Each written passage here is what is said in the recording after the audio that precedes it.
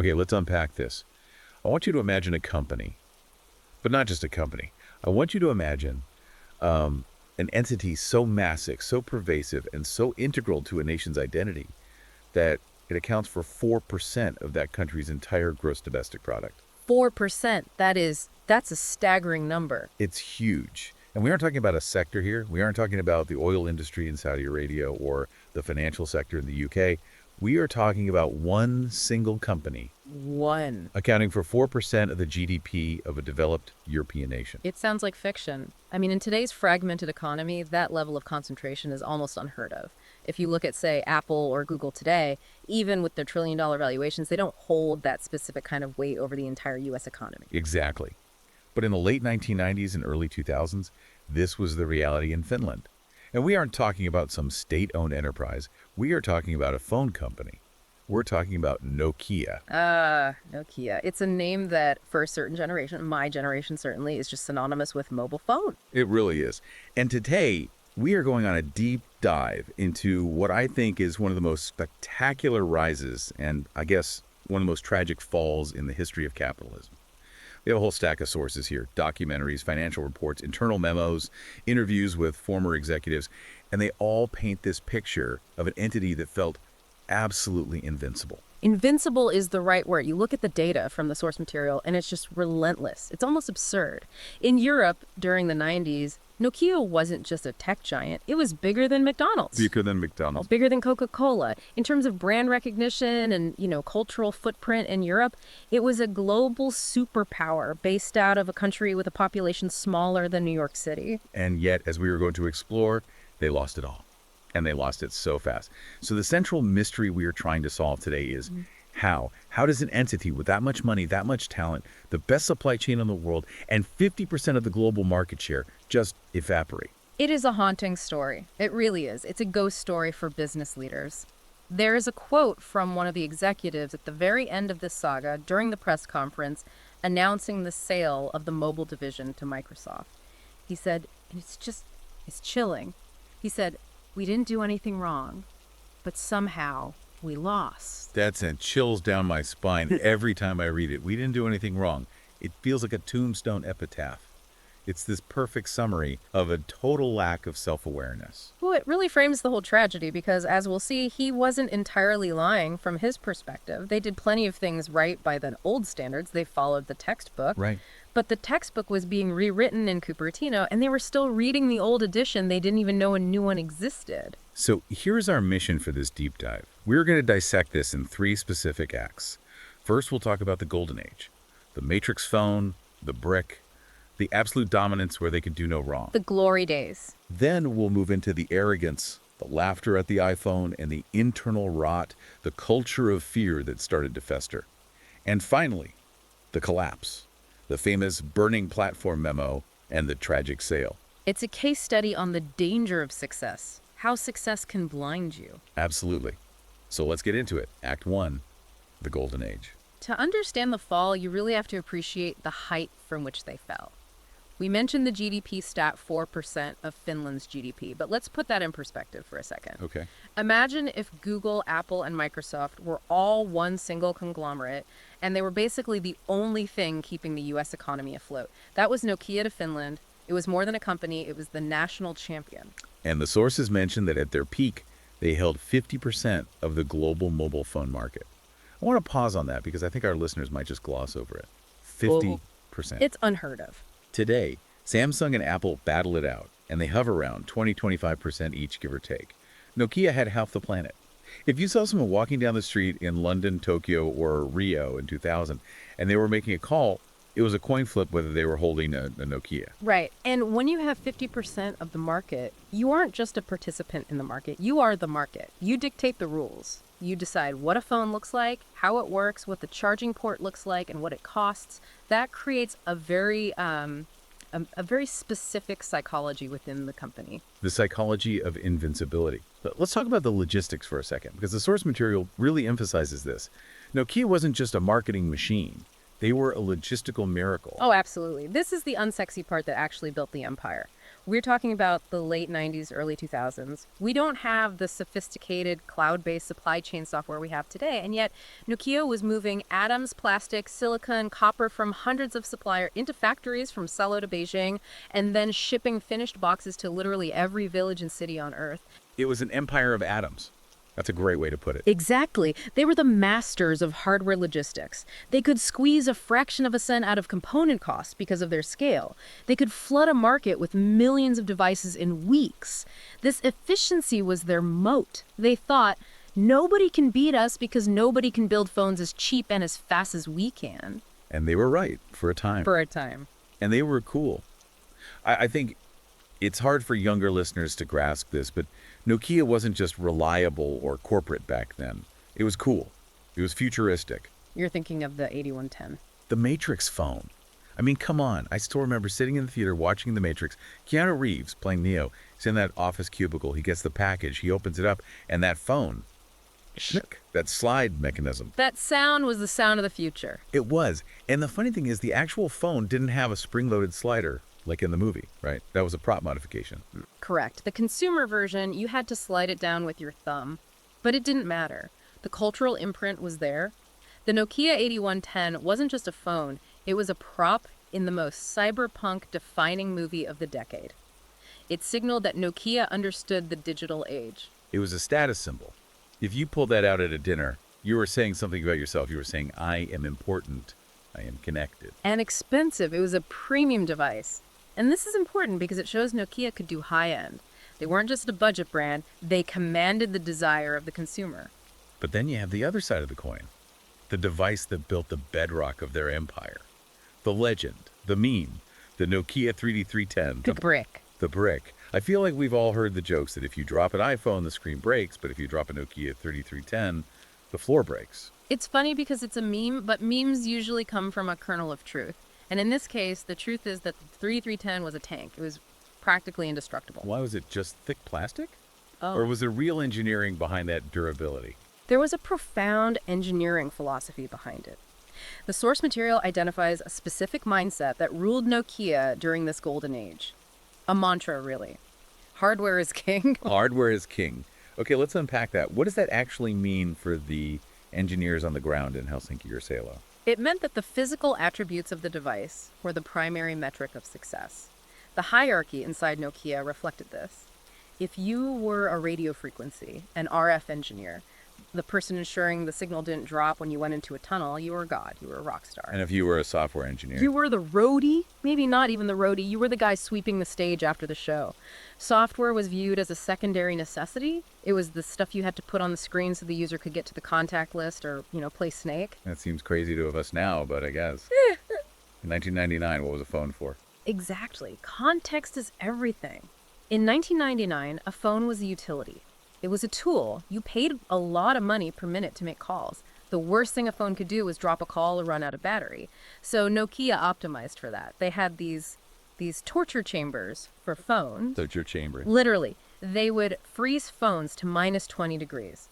Bake them in ovens, put them in these big tumblers filled with rocks and keys, and just let them spin for hours. They had robots pressing the keypad 1,000,000 times. I remember that about my old Nokia. The numbers never faded. The 5 key was just as crisp after 2 years as it was on day 1. That is the result of hardware is king. They were building devices to survive a nuclear winter. And because they were so good at it, they assumed that this was what customers would always want. They thought the definition of quality was durability and reception. But the sources mentioned that there was a flip side to this obsession. If you focus 90% of your energy on the plastic and the antenna, then you are ignoring the brain of the device. The software was an afterthought. The user interface, the menu system, was often designed by hardware engineers, not user experience designers. It was functional, but it was clunky. They just nested menus. Press menu, then scroll down 3 times, select settings, scroll down 2 times, select tones. God, I remember that. Trying to change a ringtone was like trying to crack a safe. It was this endless series of clicks. But we accepted it. We all did. Because there was no alternative. And because the battery lasted a week. That was the trade-off. So paint the picture for us. It's 2006. Nokia is on top of the world. They have the coolest phones, the toughest phones, the best supply chain, and half the planet is their customer. Their stock price is soaring. And this is where it gets really interesting, because usually when a company falls, you see a slow, agonizing decline. You see warning signs for a decade, but Nokia was hitting record numbers right up until the moment the ground vanished beneath them. Which brings us to Act 2, the Arrogance. The pivot point. The beginning of the end. January 9, 2007, Moscone Center, San Francisco. The day the world changed. Steve Jobs walked onto a stage. Yeah. He's wearing the black turtleneck, the jeans, the New Balance sneakers, and he introduces 3 products: a widescreen iPod with touch controls, a revolutionary mobile phone, and a breakthrough internet communicator. Are you getting it? These are not 3 separate devices. This is one device. The iPhone. Now, looking back, we see this as the watershed moment, the beginning of the smartphone era. But the source material gives us this fascinating, almost voyeuristic look at what was happening inside Nokia at that exact moment. You would expect panic, right? You'd expect the board of directors to call an emergency meeting. You'd expect the engineers and R&D to be sweating. I would. If the biggest visionary in tech just released a direct competitor, I'd be terrified. But they weren't. They laughed. They laughed, like nervously. Or was it? Dismissively. Dismissively. The executives in their meetings in Espoo literally laughed at it. That seems insane. Yeah. Just purely insane. Why? Why would the leaders of the mobile world laugh at the iPhone? This is where we have to get into the logic of denial. It wasn't just blind arrogance. They had specific data-driven reasons to dismiss it. And if you look at it through the lens of hardware is king, their reasons actually made a lot of sense. Okay, let's play devil's advocate. I'm a Nokia executive in 2007. I'm sitting in my glass office overlooking the Baltic. Why is this iPhone a joke to me? Well, first of all, look at the specs. The original iPhone didn't have 3G. It ran on the EDGE network, which was painfully slow. Nokia had been doing 3G for years. So to a Nokia engineer, this device was a step backward in connectivity. It was a failure on a basic radio level. Okay, valid point. If I can't load a web page fast, what's the point? Second, the battery life. A Nokia N95 or an E71 could last a week on a single charge. The iPhone. Steve Jobs barely mentioned it, but you had to charge it every single night. To a Nokia engineer, a phone that dies in less than 24 hours is a broken product. It's a fundamental failure of engineering. I can see that. If your number one metric for quality is does it stay on, the iPhone looked terrible. And third, the durability. If you drop it, the glass breaks. Remember, these are the guys who built the 3310. The idea of making a phone entirely out of fragile glass, it seemed ludicrous to them. They thought, wait until a user drops this on the sidewalk. They'll come running back to their trusty Nokia. So they looked at it and they said, it's fragile, the battery sucks, the network is slow, and it costs $500. No one will buy this toy. Exactly. They called it a toy. And that word is so important. They missed the fundamental shift in what a phone was. They were judging a pocket computer by the standards of a dumb phone. That is the distinction, isn't it? A pocket computer versus a dumb phone. Steve Jobs wasn't selling a better phone. He was selling a mobile internet communicator. He was selling a platform. Nokia was obsessed with drop tests. Apple was obsessed with the user experience. Nokia thought the value was in the hardware, the antenna, the plastic. Apple realized the value was in the software and the screen. But wait, didn't Nokia have smartphones? I remember the N95. It was incredible. It had a camera, it had GPS, it had a web browser. On paper, it did everything the iPhone did and some things better. You are absolutely right. The Nokia N95 was a beast of a machine. It had a 5-megapixel camera when the iPhone had 2. It had 3G. It had GPS. Feature for feature, it beat the iPhone. So why didn't it win? Why did it feel so clunky? Because using it was a nightmare. To use the GPS, you had to navigate through 5 submenus. To browse the web, you were using a tiny little joystick to move a tiny cursor around a full-sized web page. It was a PC experience crammed onto a tiny screen. The iPhone was intuitive. You touched it, you pinched it, it was fluid. It's the difference between having a feature list and having an experience. Precisely. And this leads to the next big miss mentioned in the sources, the App Store revolution. Right. Because when the iPhone first launched, it didn't even have an app store. True, that came a year later. But Apple pivoted quickly. Nokia. They viewed the phone as a finished product. You buy it, you use it. Maybe you download a ringtone or a little Java game, but that was it. The device was static. But the App Store turned the phone into a canvas. It turned the phone into a chameleon. Today it's a map. Tomorrow it's a guitar tuner. The next day it's a bank. Nokia completely missed the fact that phones were becoming general-purpose computers. They thought they were selling radios. Apple was selling a portal to the internet. But surely someone at Nokia must have seen this coming. They had thousands of brilliant engineers. They had R&D centers all over the world. Are you telling me not a single person raised their hand and said, hey, this touchscreen thing is the future and our software is not ready? Oh, they did. There were plenty of engineers who saw the writing on the wall. And this brings us to the tragedy of Device 1 and the Symbian mess. Let's talk about Symbian, because that name comes up constantly in the documents as the source of all evil, almost. Symbian was their operating system.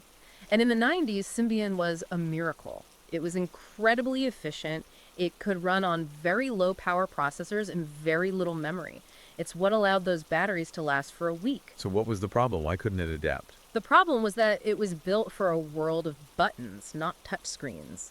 And over the years, as Nokia added features, cameras, color screens, music players, they just kept bolting code onto this old, rickety structure. It's like adding new rooms to a house without ever upgrading the foundation. That's the perfect analogy. It was spaghetti code. The source describes it as old, clunky code. But to be specific, it was a nightmare for developers. To make a simple change in the user interface, like moving a button from the left side of the screen to the right, could require rewriting thousands of lines of code across dozens of modules. It was slow and expensive to do anything. So when they tried to build a touchscreen phone to fight the iPhone, They were trying to force this old, creaky operating system to do things it was never, ever designed to do. The result was laggy, it crashed, it was unresponsive. You'd touch the screen and wait a full second for it to register. It was a terrible experience. so the engineers knew. They knew Symbian was a dead end. They absolutely knew. They did internal studies. They estimated that rewriting Symbian to be competitive with iOS would take years. Years they didn't have. So why didn't they just scrap it? Why didn't they start fresh? I mean, they had the money. And this is the emotional core of the collapse.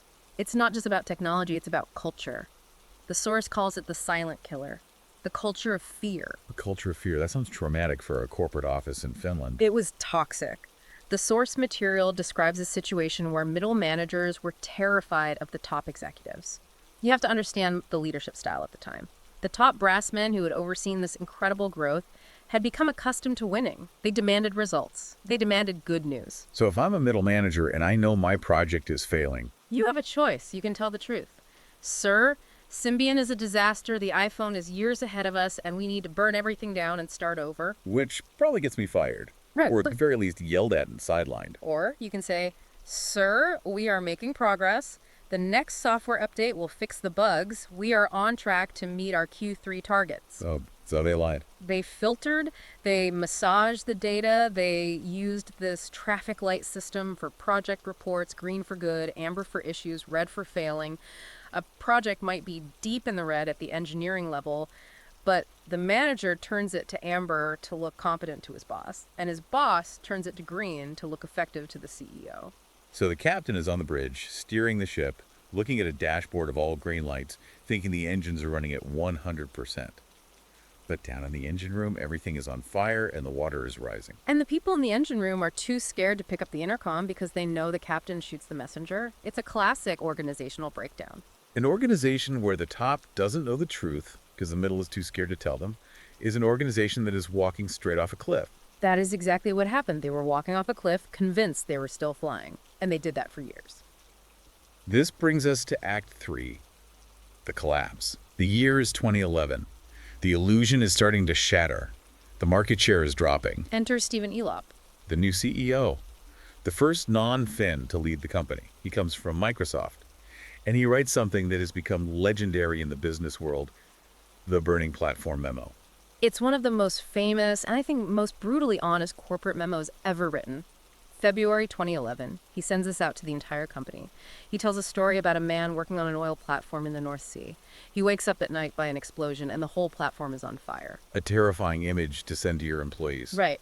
The man crawls to the edge of the platform. Behind him is a wall of fire. Below him is the freezing, dark Atlantic Ocean. If he stays, he burns to death. If he jumps, the shock of the cold water might kill him or he might drown. Neither is a good option. But staying is certain death. Jumping gives him a chance. So he jumps. And the metaphor was. Nokia is the burning platform. Elop looked at the internal data, the real data, the stuff that hadn't been filtered to green, and he saw the truth. Symbian was dead. Migo, their backup OS, was too slow to develop. Their market share in the high end was plummeting. Apple and Android were eating them alive. He told them, bluntly, "We are standing on a burning platform. We must jump." That must have been a massive shock to the system. For years, these employees had been told they were the best, they were number one. Now the new guy's telling them they are on fire and about to die. It was a wake-up call. Yeah.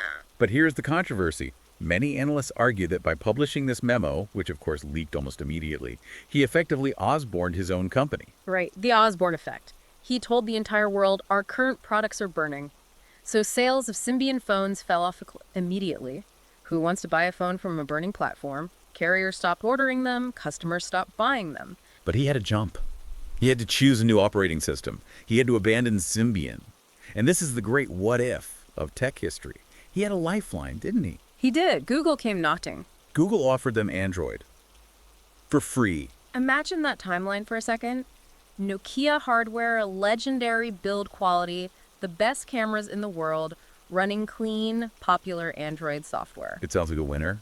It sounds like exactly what Samsung became a few years later. It would have been a juggernaut. Nokia knew how to make beautiful devices. Android had the apps. It was a perfect marriage waiting to happen. So why on earth did they say no? Why refuse the life raft when you're drowning? Ego. And strategy, but mostly ego. Elaborate on that, because it seems like such a self-destructive choice. The source suggests the prevailing sentiment within the Nokia board was, we won't be just another Android manufacturer. They were Nokia, the pride of Finland, the former kings. If they went with Android, they would be on the same level as Samsung, HTC, and Motorola. They would just be another hardware OEM for Google. They wanted to be special. That trendsetter mindset again. They couldn't accept being just a player in someone else's game. They had to be the captain. And that's the core of it. The refusal to join the Android ecosystem was a refusal to admit they were no longer the sole king. It was hubris.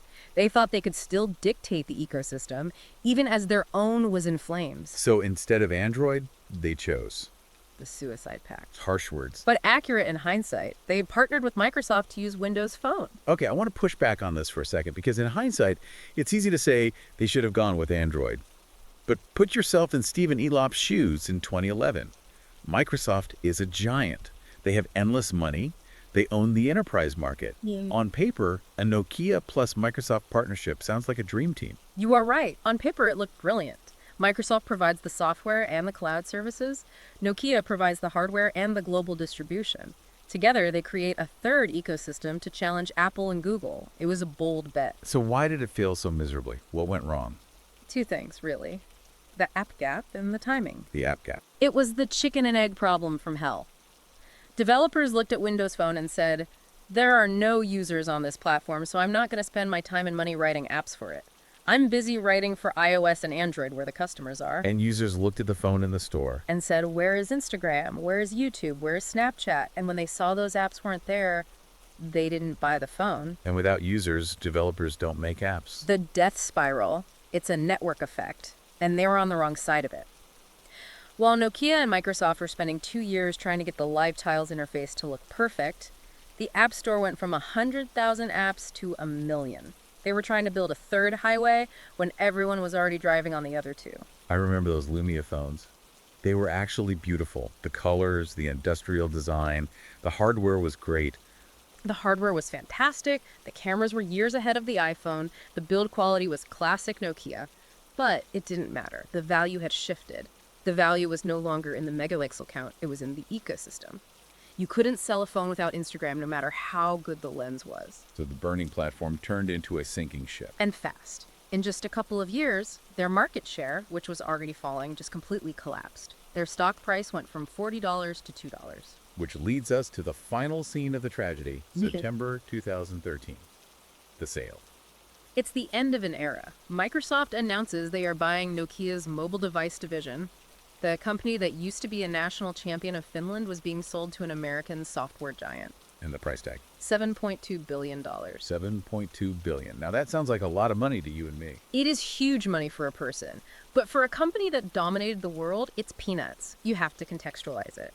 This price included the factories, the patents, the brand, the thousands of employees, the headquarters, everything. And the source gives us a comparison that really puts this in perspective. Yes.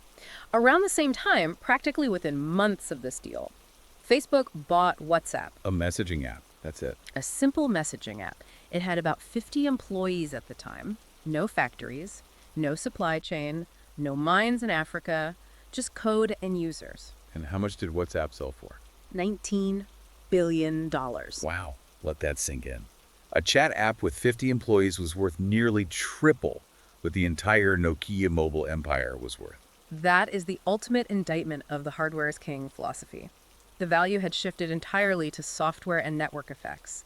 Nokia was left holding a bag of really durable, high-quality plastic, while the world paid billions for code. It's almost heartbreaking. You think about those generations of engineers who poured their lives into making those radios perfect, making those phones indestructible. It is. It really is a tragedy in the classic sense. So bring it back to that quote from the beginning. The executive standing there, watching his company be sold off for parts, saying, "We didn't do anything wrong, but somehow we lost." You know, hearing it now at the end of the story, it sounds less like a mystery and more like a confession of blindness. Also, They did do things wrong, but the things they did wrong were the things that used to be right. They focused on hardware excellence. That used to be the winning strategy. They focused on voice clarity. That used to be the metric.